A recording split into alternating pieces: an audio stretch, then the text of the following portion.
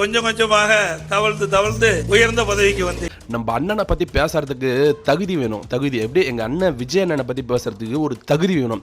அது வந்து அந்த அடிமை தற்குறி அது மட்டும் கிடையாது. இந்த தவழ்ந்துட்டு போய் இந்த பதவி வாங்கினவங்களாம் பேசவே கூடாது.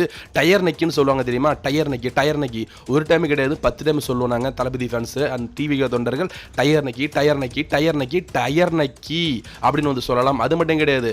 இந்த மாதிரி ஒரு கேவலமான ஒரு மனுஷனை வந்து எவனும் பார்த்துருக்க மாட்டானுங்க. ஒரு பதவிக்காக எவன் காலில் வேணா வேலைடான் என்ன கேவலமான வேலை வேணாலும் பண்ணலாம். அப்படி ஒரு மானங்கட்ட பழப்பு பழிக்கிறது தான் வந்து இந்த எடப்பாடி பழனிசாமி அப்படின்னு ஒரு கேரக்டர் இருக்கு இல்லைங்களா? அது காமெடியான ஒரு கேரக்டர். நேற்று நம்ம விஜய் அண்ணா வந்து வேற மாதிரி சம்பவம் பண்ணியிருந்தாருங்க. வேற மாதிரி சம்பவம் போட்டு இந்த ஊழல் கட்சியை போட்டு பொழந்திருந்தாரு. நேற்று வந்து தளபதி விஜய் பேசுறது வந்து பார்த்துருப்பீங்க. ரொம்ப ஃபயரா இருந்திருக்கும். அதுல வந்து அந்த அடிமை கட்சி ஊழல் கட்சியை பற்றியும் போட்டு பொழந்து வச்சிருந்தாரு. இந்த அடிமை பழனிசாமி பத்தியுமே அடிமை பழனிசாமி அப்படின்ட்டு வந்து நம்ம சொல்லலைங்க. அது மட்டும் கிடையாதுங்க. அந்த அடிமை பழனிசாமி அப்படின்ட்டு வந்து டிடிவி தினகரன் அப்படின்ற ஒருத்தருக்கா தெரியுமா?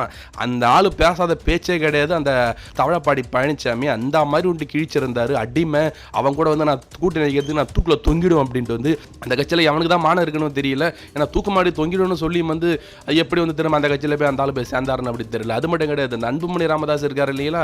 அந்த அன்புமணி அவர் தாங்க டயர் நக்கின்னு வந்து நம்ம பழனிசாமி சொல்லிட்டு இருந்தாரு. ஒன்னா நம்பர் வேஸ்ட்டுங்க. முதலமைச்சராக தகுதியே கிடையாதுங்க.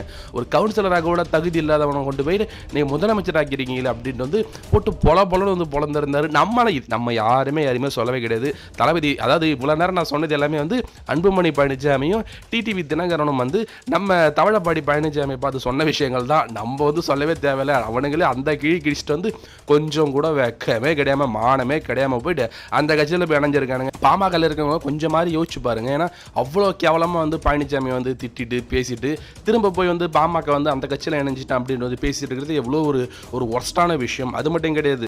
இவனுங்கெல்லாம் வந்து நம்மளை பத்தி பேசுறதுக்கு என்ன தகுதி இருக்குன்னு தெரியல. அந்த கட்சியில் இருக்கவங்க எல்லாருமே வந்து பதவிக்காகவும் பணத்துக்காகவும் ஊழலுக்குனே பேர் போனவனுங்க. அவனுங்கெல்லாம் வந்து நம்மளை பத்தி பேசிட்டு இருக்கானுங்க. திமுக நம்மளை பத்தி பேசினாலே விட்டு கிழின்னு கிழிப்போம். தவழப்பாடி ஐடிவிங்கெல்லாம் வச்சு நம்மளை வந்து விமர்சனம் பண்ணா சும்மா விடுவோமா? நான் இன்னைக்கு சோசியல் மீடியா ஃபுல்லாவே வந்து தவழப்பாடி பழனிசாமியும் இந்த டயர் நக்கி பழனிசாமியும் போட்டு போல வந்து பொழக்க ஆரம்பிச்சிட்டாங்க. சோசியல் மீடியாவே ஃபயரு. நான் கூட அந்த அடிமை பத்திலாம் வந்து பேசக்கூடாதுன்னு நினைச்சிட்டு இருந்தேன். ஆனால் வேற மாதிரி எனக்கு டென்ஷனாக அடிச்ச தலைவா. அதனால தான் விட்டு இன்னைக்கு நானும் வந்து கிடிச்சிட்டு இருக்கேன். ஜெயலலிதா அம்மா இருக்கும்போது வந்து எந்த காலத்திலும் வந்து அதிமுக வந்து பிஜேபியோட கூட்டணி வைக்காதுன்னு வந்து சொல்லிட்டு இருந்தாங்க. அதெல்லாம் வந்து காதுலயே வாங்கல. மானமும் கிடையாது, வேக்கமும் கிடையாது. ஜெயலலிதா தான் எங்க தலைவி அப்படின்னு பேசிட்டு வந்து ஜெயலலிதா பேச்சே அவனுக்கு காதுலயே வாங்கல. எவ்வளவு கேவலமான ஒரு பிறவியா இருப்பாங்கன்றதை மட்டும் நினைச்சு மட்டும் பாருங்க. ஸோ இதை பத்திலாம் நீங்க என்ன நினைக்கிறீங்கன்றதை மறக்காம வந்து கமெண்ட்ஸ்ல சொல்லுங்க நண்பா. சப்ஸ்கிரைப் பண்ணாதவங்க சப்ஸ்கிரைப் பண்ணுங்க நண்பா. தேங்க்யூ.